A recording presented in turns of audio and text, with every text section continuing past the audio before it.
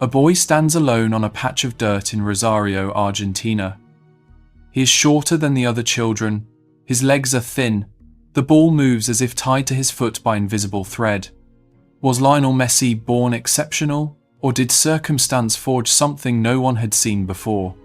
In a career that redefined what one person could do with a football, the cost was measured in exile, pressure, and the weight of a nation's dream. One diagnosis, one departure, one final reckoning. In 1998, a pediatric endocrinologist in Rosario wrote a prescription that would cost $1,300 per month. The family couldn't pay. In 2003, Jorge Messi sat across from a technical director at FC Barcelona and signed a contract on a paper napkin. Supporters point to genius recognized. Critics argue he became a mercenary who abandoned his homeland when it mattered most. In the next 90 minutes, 3 decisions will decide who Lionel Messi was. The choice to leave Argentina at 13, the choice to reject Spain's national team, and the choice to return one final time in 2022. We'll follow the medical records, the contracts, and the outcomes. But first, before the story reaches Barcelona, a smaller question. What happens when the thing that makes you special is also the thing that might end you? Lionel Andres Messi was born on June 24, 1987, in Rosario, Argentina. The city sits on the Paraná River, industrial and working class. Steel factories line the waterfront, the air smells of metal and diesel. His father, Jorge, welded metal in a factory. His mother, Celia, cleaned houses part-time. They lived in a brick house on Calle Estado de Israel, in the Las Heras neighborhood. The house had 3 bedrooms, 1 bathroom, and a small backyard where clotheslines stretched between rusted poles. Lionel was the third of 4 children, 2 older brothers, Rodrigo and Matias, 1 younger sister, Maria Sol. The family was close. Sundays meant asado, grilled meat shared around a table, and Newell's Old Boys matches on the radio. Jorge supported Newell's. So did his sons. By age 3, Lionel followed his brothers to the local potrero, a dirt pitch where Rosario's children played pickup games until dark. He was smaller than the others. When he fell, he got up without crying. When he lost the ball, he chased it down. When bigger boys pushed him, he bounced back. Jorge Messi later told a biographer, "He didn't talk much, he just played." At age 4, Lionel joined Grandoli, a youth club coached by Salvador Aparicio, his grandmother's friend. The coach noticed 2 things immediately. The boy's balance was extraordinary, and his center of gravity was absurdly low. Defenders couldn't push him off the ball. When they tried, Lionel simply shifted his weight and slipped past them. Aparicio later recalled, "I told his father, 'This boy is different. Watch him carefully.'" By age 6, Lionel moved to Newell's Old Boys, one of Rosario's 2 major clubs. The other was Rosario Central. The rivalry between them defined the city. Choosing one meant rejecting the other. Jorge chose Newell's. Lionel joined a team called La Máquina del 87, the Machine of 87, because all the boys were born that year. The team was coached by Ernesto Vecchio. Between 1993 and 1994, they won nearly every match. In one youth tournament, they defeated opponents 87-6 across 4 games. Lionel scored most of the goals. Video footage from that era shows a child with a mop of black hair, dribbling past 4 defenders without looking up. His teammates stopped passing to him, not out of jealousy, but because the strategy was obvious. Give Lionel the ball. He would score. Vecchio later said, "We had other talented players, but Lionel was on a different level.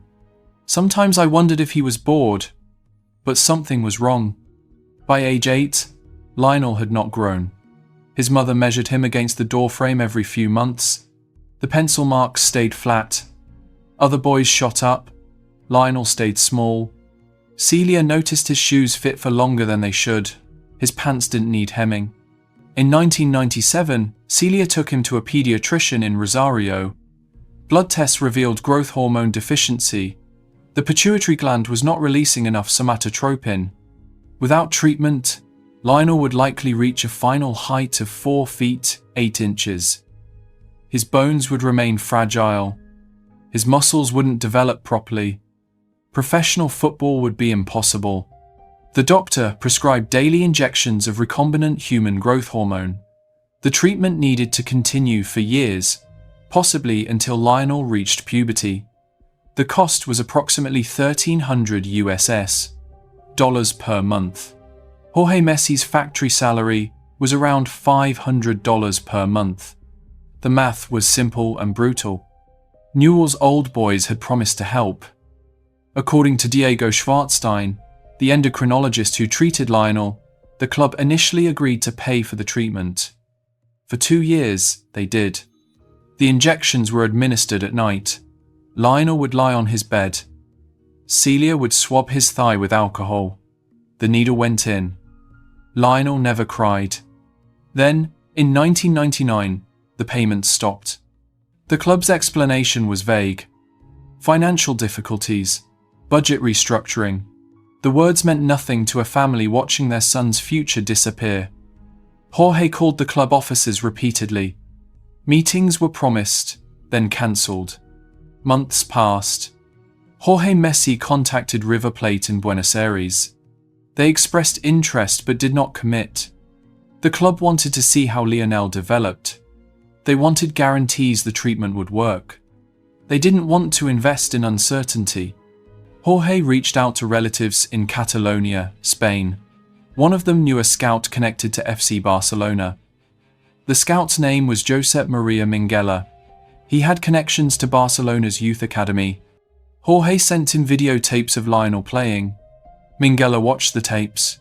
Then he called back. A question hung over the family. Was Lionel's talent worth the risk of uprooting everything?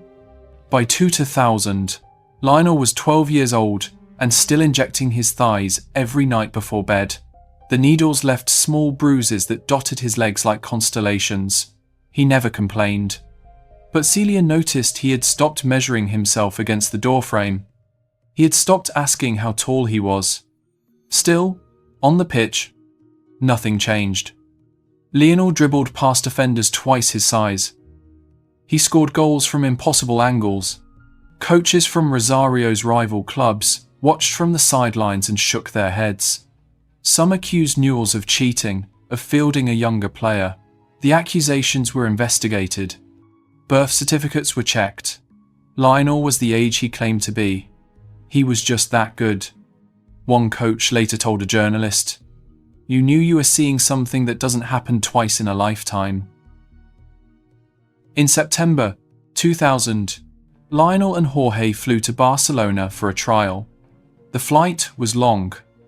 Lionel had never been on a plane before. He pressed his face against the window and watched Argentina disappear beneath the clouds. FC Barcelona's youth academy, La Masia, was renowned across Europe. It had produced Pep Guardiola, a midfielder whose vision had redefined the position. It had produced Xavi Hernandez, who controlled matches like a conductor. The academy taught a style: possession, movement, intelligence, football as art. Lionel was assigned to the Infantil B team, boys aged 13 and 14. The trial was supposed to last 2 weeks. Barcelona evaluated dozens of young players every year. Most were sent home. After one training session, Carlos Rexach, Barcelona's technical director, called Jorge into his office. According to multiple accounts, Rexach wanted to sign Lionel immediately, but the club's board was hesitant. Argentina was 6,000 miles away. The boy was tiny. He looked 10, not 13. The medical costs were significant and open-ended. Several board members questioned whether a child who needed daily hormone injections could withstand the physical demands of professional football. Rexach disagreed.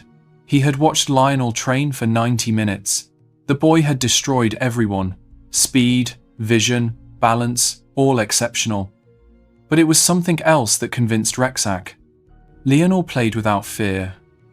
When defenders closed in, he accelerated toward them. The board wanted time to deliberate. Rexach grew impatient. Other clubs were circling. If Barcelona hesitated, someone else would sign him. On December 14th, 2000, Rexach was having lunch at a tennis club near Barcelona's offices. Jorge Messi was with him. They had been discussing terms for weeks. The board still hadn't committed. Rexach grabbed a paper napkin from the table and wrote out a contract by hand. The document, now preserved in FC Barcelona's museum, reads, "In Barcelona, on 14 December 2000, and in the presence of Messrs Minguella and Horacio, Carlos Rexach, FC Barcelona's sporting director, hereby agrees, under his responsibility, and regardless of any dissenting opinions, to sign the player Lionel Messi, provided that we keep to the amounts agreed upon." The napkin contract was legally binding. The agreement included a commitment to cover Lionel's medical treatment. The cost would be approximately €900 per month, indefinitely. The family had a choice: stay in Rosario, where football was familiar and family was close, or move to Spain, where the language was different and the future uncertain. Jorge agreed. Celia was less certain. Moving to Europe meant leaving behind Rodrigo and Matias, who were teenagers with lives rooted in Argentina. It meant leaving extended family, friends, everything familiar. They decided to bring Lionel and Maria Sol to Barcelona. Rodrigo and Matias would stay in Argentina with relatives. The family would be split across continents. Lionel later told an interviewer, "I didn't want to leave, but I understood it was the only way." The Messi family moved into a small apartment near Camp Nou in early 2001. The building was old. The walls were thin. Jorge found part-time work cleaning buildings and managing rental properties. The pay was minimal. Celia, homesick and isolated, struggled with Catalan and the distance from her two older sons. She called them every night. The calls were expensive. Sometimes she cried after hanging up. After several months, Celia returned to Argentina. She couldn't bear the separation. Lionel stayed with Jorge and Maria Sol. At La Masia, Lionel barely spoke. Catalan was unfamiliar. Castilian Spanish carried a different accent than Rosario's sing-song dialect. He ate meals in silence and called his mother every night. The other boys tried to include him, but he kept to himself. Homesickness sat on him like weight. On the pitch, he destroyed everyone. Coaches at La Masia had seen talented players before, but Lionel was different. His decision-making was instant. He saw space before it opened. He dribbled through traffic as if the ball were magnetized to his foot.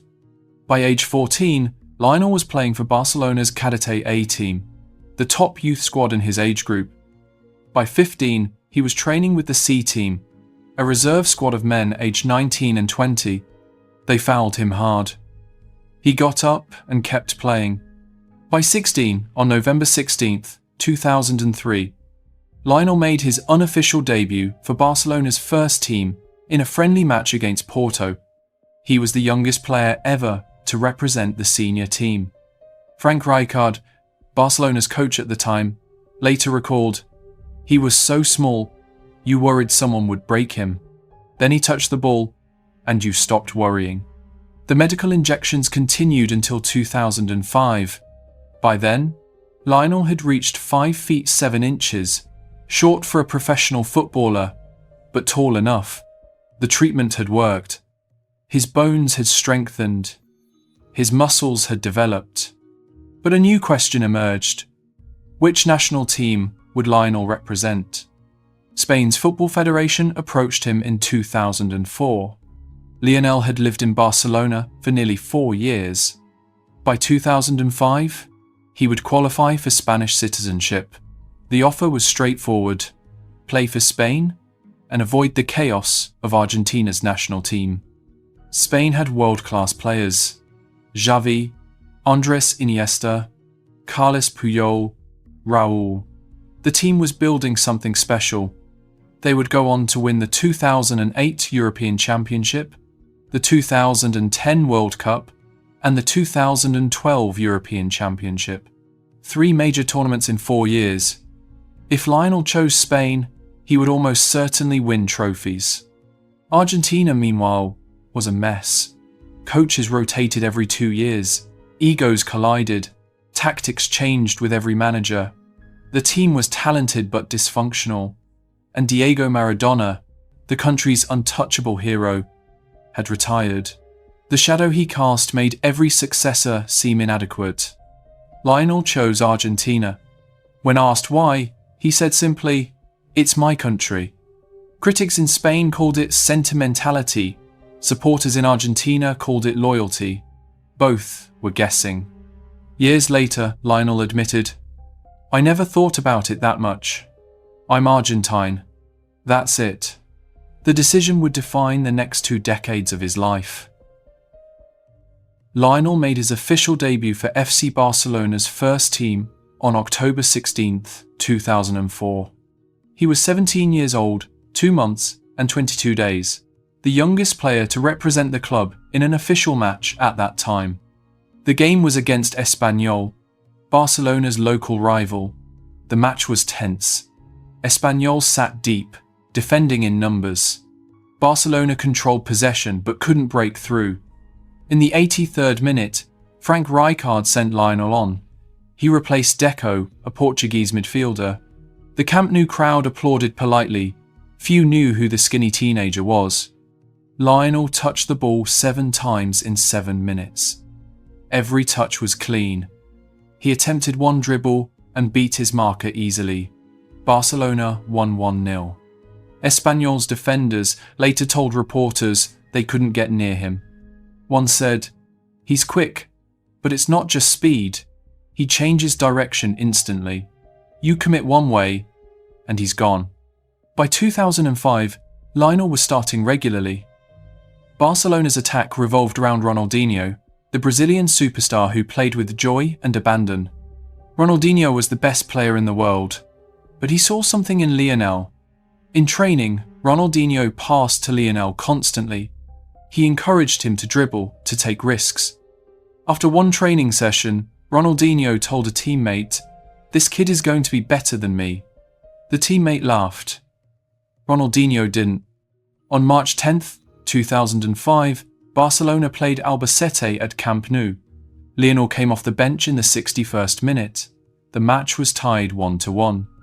In the 88th minute, Ronaldinho received the ball near the penalty area. Defenders swarmed him. He flicked a pass over the defence to Lionel, who had drifted into space.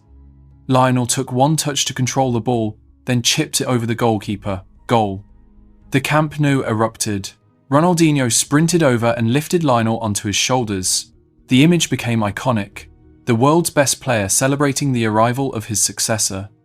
By 2006, Lionel was essential. Barcelona won La Liga and the Champions League. In the Champions League final against Arsenal, Lionel started on the bench. Barcelona went down to 10 men in the 18th minute after goalkeeper Jens Lehmann was sent off. Arsenal took the lead. Rijkaard sent Lionel on in the 46th minute. Barcelona equalised in the 76th minute, then scored again in the 80th. They won 2-1. Lionel was 18 years old and already a Champions League winner. But in Argentina, another clock was ticking. In June 2005, Lionel made his debut for Argentina's senior national team in a friendly against Hungary in Budapest. He was 18 years and 357 days old. The jersey felt heavy. He warmed up on the sideline, waiting for his chance. In the 63rd minute, coach Jose Pekerman sent him on. The crowd barely noticed. 40 seconds later, a Hungarian defender named Vilmos Vančák tugged Lionel's shirt. Lionel swung an elbow. The referee showed a red card. Lionel walked off the field in shock. In the tunnel, he sat down and cried. He had waited his entire life for this moment, and it had lasted 40 seconds. Diego Maradona, watching from Buenos Aires, told a reporter, "The kid has talent, but talent isn't enough." Maradona had led Argentina to World Cup victory in 1986. His performance in that tournament was supernatural. Against England in the quarterfinals, he scored 2 goals. The first, later called the Hand of God, was punched in illegally. The second was a 60-yard dribble past 5 defenders. Both goals are among the most famous in football history. In Argentina, Maradona wasn't just a footballer. He was a prophet, a rebel, a tragic hero. He had grown up in poverty, risen to greatness, battled addiction, and survived. He represented struggle and redemption. Every Argentine player since carried his shadow.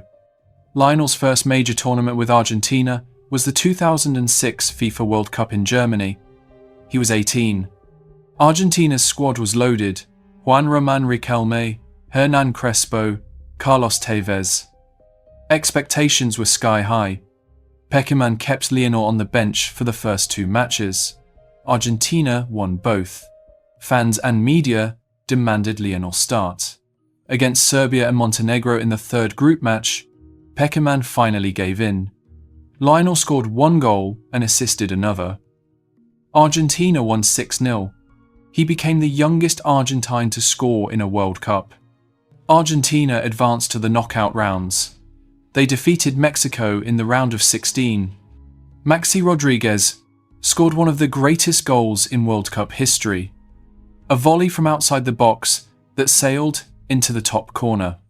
In the quarterfinals, Argentina faced Germany in Berlin. The match went to extra time, then penalties. 1 by 1, Argentina's penalties were saved or missed. Germany won the shootout. Lionel, the youngest player on the squad, did not take a penalty. He stood on the halfway line and watched his teammates fail. Critics asked, why wasn't he on the list? Why did Pekerman protect him? Pekerman never fully explained. Years later, he said only, "It was a decision I regret." The loss haunted Lionel. In interviews years later, he called it one of the most painful moments of his career. In 2008, FC Barcelona was in crisis. The team had finished third in La Liga. They had been eliminated early from the Champions League. Ronaldinho, once untouchable, had declined. His love for nightlife exceeded his love for training. The dressing room was fractured. The club needed change. They appointed Pep Guardiola as head coach. Guardiola was 37 years old and had never managed a top division team. He had spent 1 season coaching Barcelona's B team in Spain's third tier. Most observers thought the appointment was reckless. Guardiola didn't care. He had a vision. He sold Ronaldinho to AC Milan. He sold Deco to Chelsea. He promoted young players from La Masia, Sergio Busquets, Pedro Rodriguez, and he built his entire system around Lionel. Guardiola moved Lionel from the wing to the centre, a position called the false 9. The role required Lionel to drop deep into midfield, pulling defenders out of position and creating space for wingers to exploit. It required vision, timing, and the willingness to sacrifice personal glory for collective success. Lionel thrived. In the 2008 to 2009 season, Barcelona won the treble, La Liga, the Copa del Rey, and the UEFA Champions League. Lionel scored 38 goals in 51 matches across all competitions. He was 21 years old. In the Champions League final on May 27, 2009, Barcelona faced Manchester United in Rome. United had Cristiano Ronaldo, Wayne Rooney, and one of the best defences in Europe. Barcelona dominated. In the 10th minute, Samuel Eto'o scored. In the 70th minute, Xavi crossed from the right. Lionel, standing near the penalty spot, jumped and headed the ball into the net. A header. From a player who stood 5 feet 7 inches. Manchester United's defenders looked at each other in disbelief. Rio Ferdinand later said, "We had no answer. None. We couldn't get the ball." Barcelona won 2-0. Lionel lifted the Champions League trophy for the second time. But this time, he was the star. In 2009, Lionel won his first Ballon d'Or, the award given to the world's best player. He received 473 of 680 votes. Cristiano Ronaldo finished second. At the ceremony in Paris, Lionel gave a brief speech. He thanked his teammates, his coaches, his family. He spoke in Spanish. His voice was quiet. When he finished, he sat down quickly. He won the Ballon d'Or again in 2010, and again in 2011, and again in 2012. 4 consecutive Ballons d'Or. No one had done that before.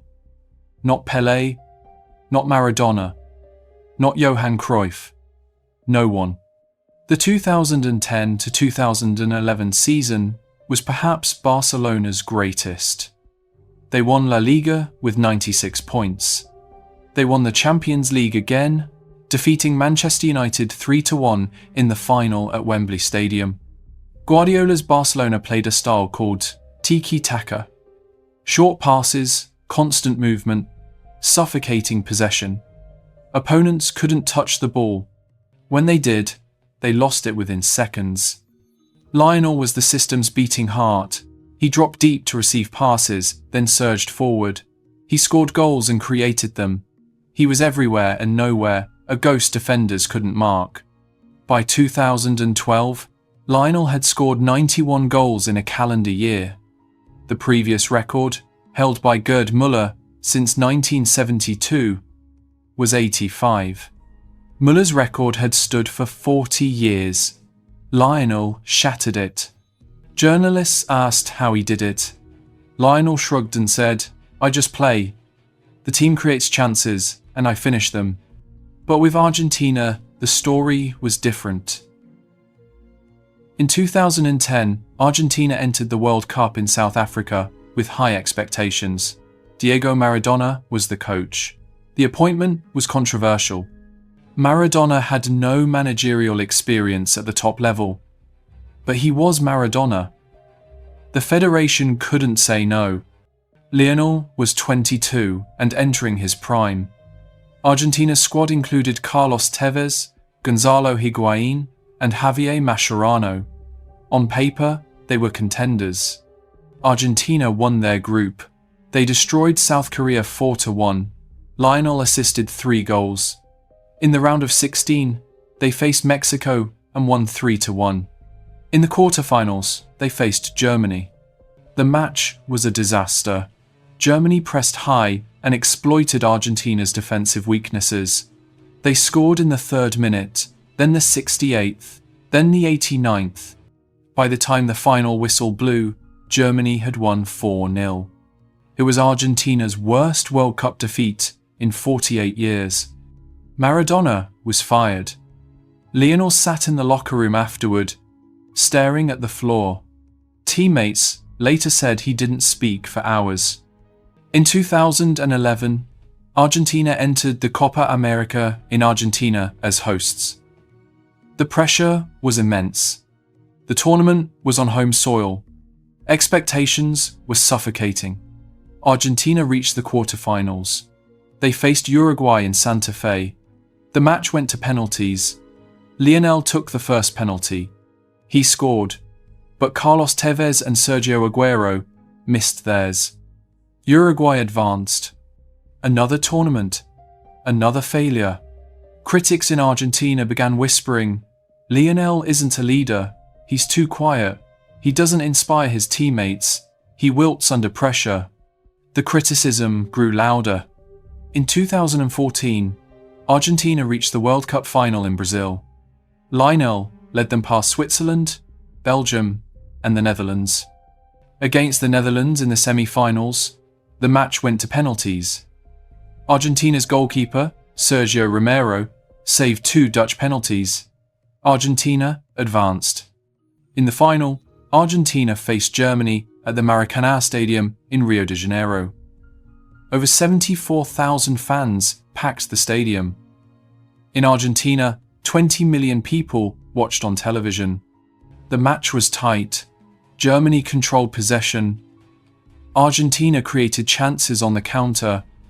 Neither team could score. The match went to extra time. In the 113th minute, Mario Götze controlled a cross in the penalty area and volleyed the ball past Romero. Germany won 1-0.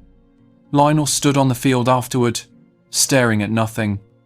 Cameras captured his face, blank, hollow. Later, he was awarded the Golden Ball as the tournament's best player. FIFA president Sepp Blatter draped the medal around his neck. Lionel barely looked at it. Sergio Aguero later said, "He was destroyed, completely destroyed." A year later, Argentina lost the Copa America final to Chile. The match was played in Santiago. Argentina dominated possession but couldn't score. The match went to penalties. Chile won. Lionel took Argentina's first penalty. He scored. His teammates missed. Again. Then, in 2016, Argentina reached another Copa America final. Copa America Centenario, a special edition tournament held in the United States. Again, they faced Chile. Again, the match went to penalties. Again, Chile won.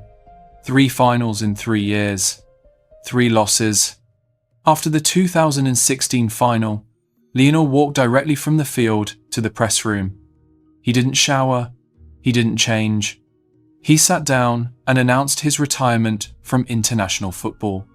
He was 29 years old.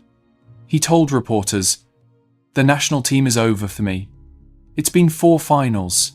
4. I tried my hardest. It hurts too much not to be a champion. I don't want to try anymore." In Argentina, chaos erupted. Fans gathered outside the national team's training facility, holding signs that read, "Don't go, Lionel." The hashtag number Messi Quidate, Messi, stay, trended worldwide. President Mauricio Macri called Jorge Messi and asked him to convince Lionel to return. 2 months later, Lionel reversed his decision. He never fully explained why. In a brief statement, he said only, "There are a lot of people who want me to continue. I thought about it, and I'm coming back." Those close to him said the pressure from fans, teammates, and the federation had been overwhelming. Walking away felt like abandoning millions of people. Lionel returned, but the curse remained. In 2009, a Portuguese winger named Cristiano Ronaldo transferred from Manchester United to Real Madrid for a then record fee of $94 million. He was 24 years old, 6 feet 2 inches tall, and engineered for dominance. For the next decade, Lionel Messi and Cristiano Ronaldo defined football. The rivalry wasn't personal. They rarely spoke. In interviews, both were respectful. But the media framed every season as a binary: Messi or Ronaldo, genius or athleticism, natural or constructed, Barcelona or Real Madrid. Ronaldo was speed, power, and ambition distilled into human form. He trained obsessively. His body fat percentage hovered around 7%. He studied footage of his own matches and corrected flaws frame by frame. He worked harder than anyone. Lionel was instinct. He didn't train harder than others. He didn't need to. His body moved before his mind registered the decision. Coaches called it anticipation. Scientists called it pattern recognition. Teammates called it magic. Both were right. Both were incomplete. Between 2009 and 2018, Lionel and Cristiano faced each other 36 times in El Clásico, the match between Barcelona and Real Madrid. Every match was an event. Television networks cleared schedules. Over 400 million people worldwide watched each game. The statistics were absurd. Between 2009 and 2018, Lionel scored 634 goals. Cristiano scored 613. Both were averaging more than 1 goal per game across all competitions. Ronaldo won the Ballon d'Or, in 2008, 2013, 2014, 2016, and 2017. Lionel won it in 2009, 2010, 2011, 2012, 2015, and 2019. Between 2008 and 2018, no one else won it. The award became a two-man contest. But the rivalry also created a lens through which every achievement was diminished. When Lionel won La Liga 5 times between 2009 and 2018, critics pointed to Cristiano's 4 Champions League titles with Real Madrid. When Cristiano won the European Championship with Portugal in 2016, critics pointed to Lionel's individual brilliance and 4 Champions League trophies with Barcelona. The question was always, which one is better? Neither could answer it alone. Stylistically, they were opposites. Cristiano was a finisher. He positioned himself in dangerous areas and converted chances with ruthless efficiency. He scored with his left foot, right foot, and head. He was a complete goal scorer. Lionel was a creator and finisher. He dribbled past defenders, created space where none existed, and finished chances himself. He saw passes no one else saw. Coaches studied his movement patterns and couldn't decipher them. In interviews, both players deflected comparisons. Lionel said, "I don't think about him, I focus on my team." Cristiano said, "We push each other to be better." The truth was probably both. On April 23, 2011, Barcelona and Real Madrid faced each other in the Champions League semi-finals. The first leg was at the Bernabeu, Real Madrid Stadium. Lionel scored twice. Barcelona won 2-0. The second leg was at Camp Nou. Lionel scored again in the first half. Barcelona won 3-1 on aggregate. After the match, Real Madrid's coach, Jose Mourinho, said, "Barcelona is the best team in the world, and Messi is the best player." In 2018, Cristiano left Real Madrid for Juventus in Italy. The rivalry cooled geographically, but the comparisons never stopped. Football fans argue about Messi versus Ronaldo the way previous generations argued about Pelé versus Maradona, Ali versus Tyson, Jordan versus LeBron. The debate has no resolution because the terms keep shifting, but the rivalry gave both players something neither would acknowledge: a mirror. Each saw in the other what they weren't. Cristiano saw effortless genius. Lionel saw relentless drive. Both became greater because the other existed. By 2017, Barcelona was spending money it didn't have. The club's board, led by President Josep Maria Bartomeu, handed out massive contracts to aging stars. Samuel Umtiti, injured and declining, earned €20 million per year. Philippe Coutinho, signed from Liverpool for €160 million, struggled to fit the system. Ousmane Dembélé, signed for €105 million, spent half his time injured. Antoine Griezmann, signed for €120 million, occupied the same spaces as Lionel. Meanwhile, Lionel's contract, signed in 2017, paid him over €100 million per year. It was the largest contract in sports history. The Spanish newspaper El Mundo leaked the contract details in 2021, revealing that Lionel's 4-year deal was worth over €550 million in total. Barcelona's wage bill ballooned. Revenue stagnated. The club borrowed money to cover operating costs. On the field, the team was aging. Lionel was 33 by 2020. Sergio Busquets was 32. Gerard Piqué was 33. Luis Suarez, Lionel's closest friend on the team, was 33 and slowing down. Then COVID-19 hit. The pandemic shut down stadiums. Matchday revenue disappeared. Sponsorships declined. Barcelona's total debt reached $1.35 billion. In August 2020, Barcelona faced Bayern Munich in the Champions League quarter-finals. The match was played in Lisbon as part of a condensed tournament. Bayern destroyed Barcelona 8-2. It was Barcelona's worst defeat in modern history. Lionel stood on the field afterward, hands on hips, staring at nothing. Cameras captured his face: disbelief, humiliation, exhaustion. The club fired its coach, Quique Setien. Bartomeu, under pressure, resigned. Elections were held. Joan Laporta, who had been president during Barcelona's golden era under Guardiola, was elected again in March 2021. Laporta promised to fix the club's finances and rebuild around Lionel. Lionel's contract was expiring in June 2021. Negotiations began. Lionel agreed to a 50% pay cut. He wanted to stay. Barcelona was his home. He had lived there for 20 years. His children were born there. His life was there. But La Liga's financial regulations, called financial fair play, limited how much clubs could spend on salaries relative to revenue. Barcelona's revenue had collapsed during the pandemic. Even with Lionel's pay cut, the club couldn't register him under La Liga's rules. On August 5, 2021, FC Barcelona held a press conference. Laporta sat at a table and explained that Lionel Messi would not be renewing his contract. Laporta said, "We have done everything possible, but the rules don't allow us to register him." Lionel had played for Barcelona for 21 years. He had scored 672 goals in 778 matches.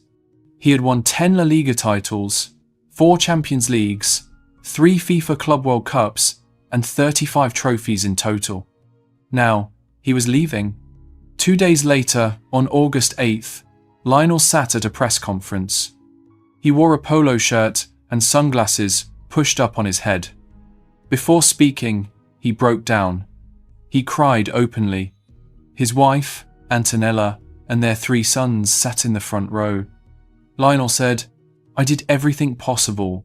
The club told me everything was agreed. This wasn't what I expected. I wasn't prepared for this." Within 72 hours, Paris Saint-Germain signed him to a 2-year contract worth €35 million per year, with an option for a 3rd year. The move felt wrong to almost everyone. PSG was a club funded by Qatar's sovereign wealth fund. It was built on oil, money, and ambition, but lacked the soul and history of Barcelona. Lionel was 34. The exit felt like exile. In Paris, Lionel struggled. He scored 6 goals in his first season with PSG, his lowest total since 2005. He created chances, but looked disconnected. The team won Ligue 1, France's top division, but the league was not competitive enough to challenge him. In the Champions League, PSG collapsed. They faced Real Madrid in the round of 16. In the first leg, PSG won 1-0. In the second leg, Real Madrid scored 3 goals in 17 minutes and eliminated PSG. Fans at Parc des Princes, PSG stadium, booed Lionel after the loss. They booed Neymar, they booed the entire team. Teammates later said Lionel seemed detached. He trained, he played, he left. He rarely spoke in the locker room. His family was unhappy. Antonella missed Barcelona. The children missed their schools, their friends, their routines. Lionel later admitted, "It was difficult. My family wasn't happy. I wasn't happy. Everything felt wrong." But in 2021, something else had shifted.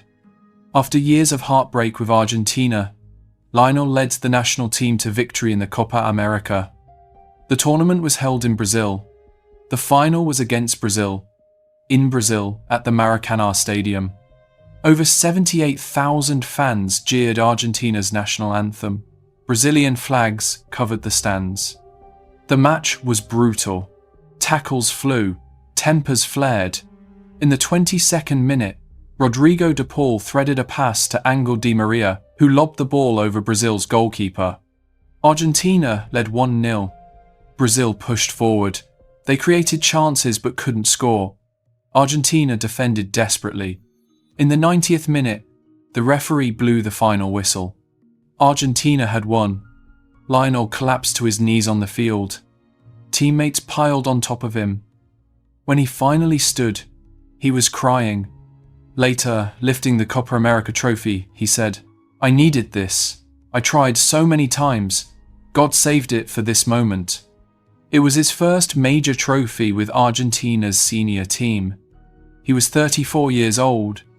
The win changed everything, and nothing.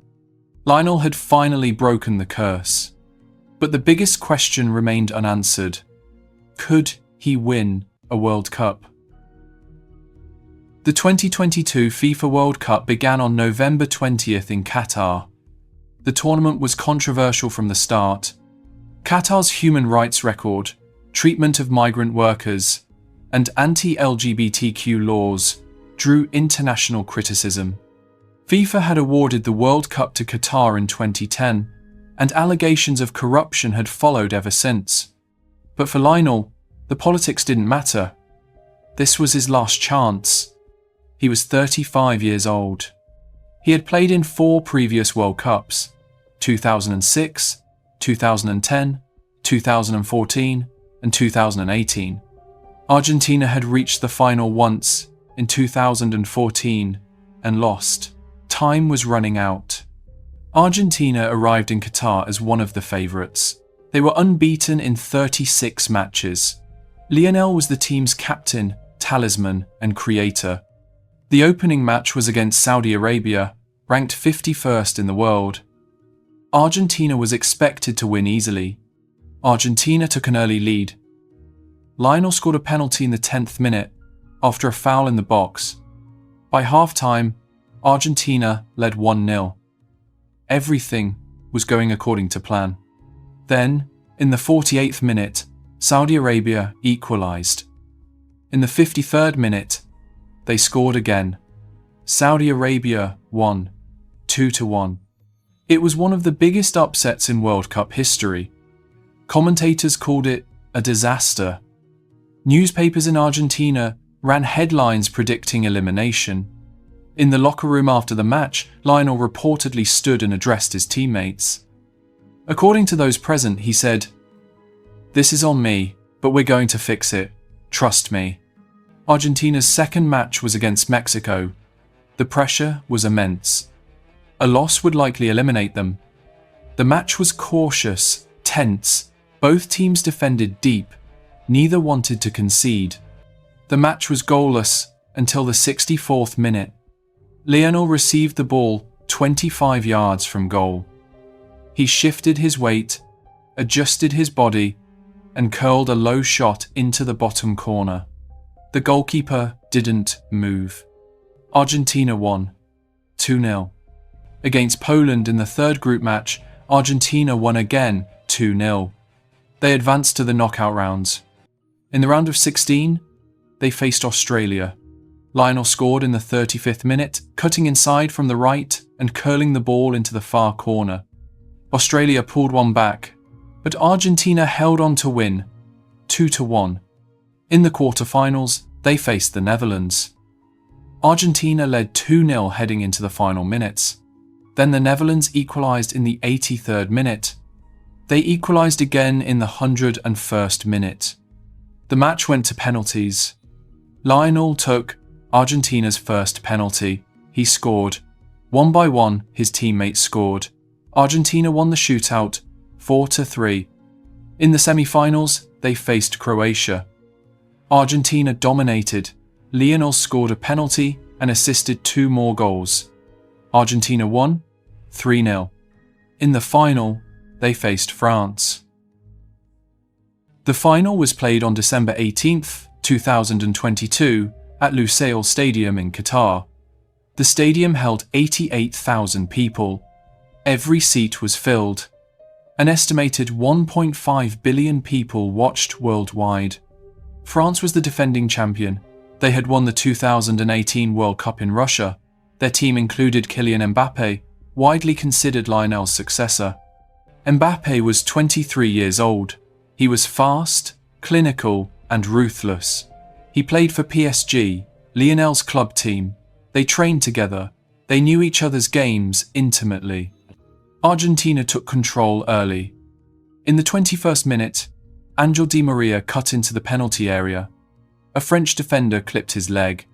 The referee pointed to the spot. Penalty. Lionel stepped up. He sent the goalkeeper the wrong way and slotted the ball into the corner. Argentina led 1-0. In the 36th minute, Argentina won the ball in midfield. Lionel passed to Julian Alvarez. Alvarez passed to Alexis McAllister. McAllister passed to Di Maria. Di Maria finished. Argentina led 2-0. By halftime, France had barely touched the ball. Argentina were cruising. But in the 80th minute, Kylian Mbappé scored. A penalty. Then 97 seconds later, he scored again. A volley. The match was tied. 2-2. The momentum had completely shifted. France surged forward. Argentina defended desperately. The match went to extra time. In the 108th minute, Lionel scrambled the ball over the line after a chaotic sequence in the penalty area. Argentina led 3-2. In the 118th minute, Mbappé scored his third goal, a penalty hat-trick. The match was tied again, 3-3. The final went to penalties. Lionel took Argentina's first penalty. He scored. Mbappé took France's first. He scored. One by one, players stepped up. Some scored, some missed. Gonzalo Montiel took Argentina's fifth and final penalty. If he scored, Argentina would win the World Cup. He scored. Argentina won, 4-2 on penalties. Lionel Messi, at 35 years old, had won the World Cup. Video footage shows him collapsing on the pitch. Teammates surrounded him. Emiliano Martinez, Argentina's goalkeeper, lifted him onto his shoulders and paraded him around the field. Later, Lionel lifted the World Cup trophy. Before he did, the Emir of Qatar draped a black bisht, a traditional Arab robe, over his shoulders. The image became iconic and controversial. Some called it an honor, others called it an attempt to claim Argentina's victory for Qatar. Lionel later said, "It was a gesture of respect. In that moment, I didn't think about anything else." In Argentina, celebrations lasted for days. Over 5 million people gathered in Buenos Aires. The victory parade had to be abandoned because the streets were too crowded for the team bus to move. Helicopters flew the team over the city instead. Diego Maradona had died 2 years earlier, in November 2020. He never saw Lionel win the World Cup. But the shadow he had cast over Argentine football, the impossible standard every player was measured against, had finally lifted. Lionel later said, "This was for everyone, for the fans, for my family, for Diego, for Argentina." He had carried the weight of a nation's dream for 20 years. Finally, he could put it down. In June 2023, 6 months after winning the World Cup, Lionel Messi signed with Inter Miami, a Major League Soccer club based in South Florida. The contract was worth an estimated $54 million per year, with additional revenue from profit-sharing agreements with Apple TV, which broadcasts MLS matches, and Adidas, Lionel's longtime sponsor. The move surprised many. Europe's top clubs had wanted him. Al Hilal, a Saudi Arabian club backed by the country's public investment fund, had reportedly offered $400 million per year to play in the Saudi Pro League. Lionel chose Miami. He later explained, "I wanted to live differently. My family wanted a calmer life. We'd been in Europe for 20 years. It was time for something new." Inter Miami was struggling badly. Before Lionel arrived, the team was in last place in Major League Soccer's Eastern Conference, with 5 wins, 12 losses, and 3 draws. Attendance averaged 14,000 per match in a stadium that held 19,000. The team played in a temporary facility in Fort Lauderdale, while a permanent stadium was under construction in Miami. Lionel's arrival changed everything. His first match was a Leagues Cup game against Cruz Azul on July 21, 2023. Over 20,000 fans packed the stadium. Tickets on the secondary market sold for over $2,000 each. Celebrities filled the VIP boxes. LeBron James, Serena Williams, Kim Kardashian. Lionel came off the bench in the 54th minute. The match was tied 1-1. Inter Miami pushed forward but couldn't break through Cruz Azul's defense.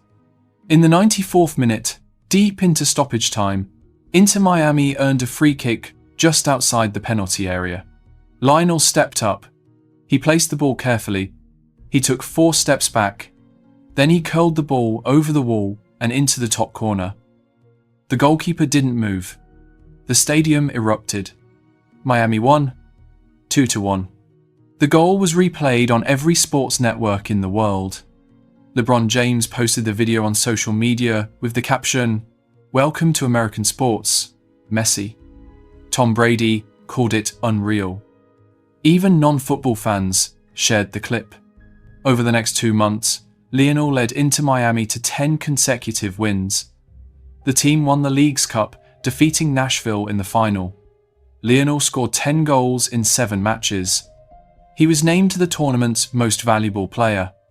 Every Inter Miami match became an event. The team sold out every game. Ticket prices tripled. Opposing stadiums sold out when Miami visited. Fans came to see Lionel, not their own teams. Apple TV reported record subscription growth for its MLS Season Pass service. Major League Soccer's global profile exploded. International broadcasters signed new deals. Attendance across the league increased by an average of 30%. In 2024, Inter Miami signed several of Lionel's former Barcelona teammates: Sergio Busquets, Jordi Alba, Luis Suarez. The team became a reunion project. Critics called it the Barcelona retirement home. Supporters called it smart business. By 2025, Lionel was still playing. His legs were slower, his stamina was reduced, but his vision remained perfect. He saw passes no one else could see. He created chances from positions that looked harmless. In one match against Nashville in 2024, Lionel didn't score. He barely ran. But he completed 8 key passes, created 4 clear chances, and orchestrated 2 goals through perfectly weighted through balls. A commentator said, "He's playing chess while everyone else plays checkers." A football sits in a glass case in Rosario, Argentina. It's worn and scuffed. The leather is cracked and faded. A small plaque beneath it reads, "Used by Lionel Messi at Newell's Old Boys, 1994 to 1995. Thousands of tourists visit the Museo de la Pasión Boquense each year. They take photos. They press their hands against the glass. Some of them cry. The ball is unremarkable. Thousands like it exist. But it represents something larger. The idea that greatness can come from anywhere. From a brick house on Calle Estado de Israel. From a boy who was told he was too small. From a family that couldn't afford medicine. In 2023, a journalist asked Jorge Messi if he ever doubted his son would make it. Jorge paused for a long time. Then he said, "Every day, until I saw him play, then I knew." That tension between doubt and belief runs through Lionel's entire story. The doctor who prescribed growth hormones in 1997 wasn't certain the treatment would work. Newell's Old Boys didn't believe enough to keep paying for it. Barcelona took a risk on a napkin contract. But Lionel kept playing. In interviews over the years, people close to Lionel have described him the same way. Quiet, humble, relentless. Antonella Rocuzzo said in 2020, he doesn't see himself the way the world sees him. To him, he's just a guy from Rosario who likes to play football. Pep Guardiola said in 2023, "I've coached great players, but Lionel is different. He makes you believe football is beautiful. Javier Mascherano said in 2024, he carried Argentina on his shoulders for 20 years. No one should have to do that. But he did it without complaining. Maybe that's the secret. Lionel Messi never became larger than the game. He never tried to transcend it.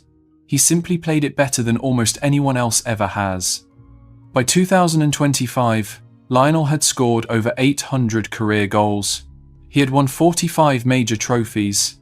He had played over 1,000 professional matches. He had won 8 Ballons d'Or.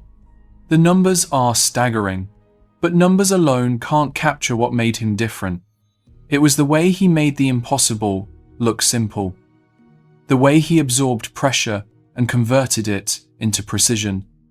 The way he carried the hopes of a nation for 20 years and finally delivered.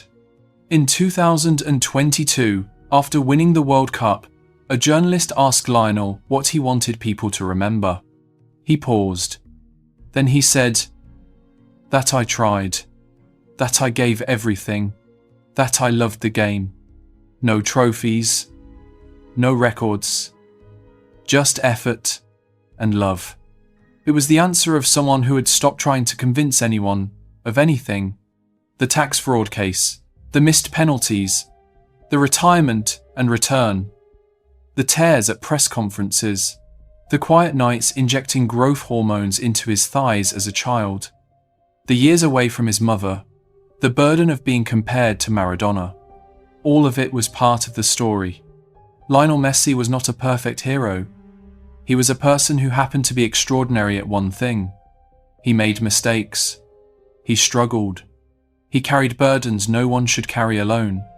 But he kept going. And in the end, that might be the most human thing about him. The question was never whether Lionel Messi was the greatest footballer who ever lived. The question was whether greatness, measured in moments and not monuments, could survive the world's need for certainty. For now, the answer is suspended, like the ball in midair, curling toward the top corner in the 94th minute against Cruz Azul, before anyone can say what happens next. Just the game, just the genius, just the quiet boy from Rosario who never needed to be anything else. And maybe, in the end, that's enough.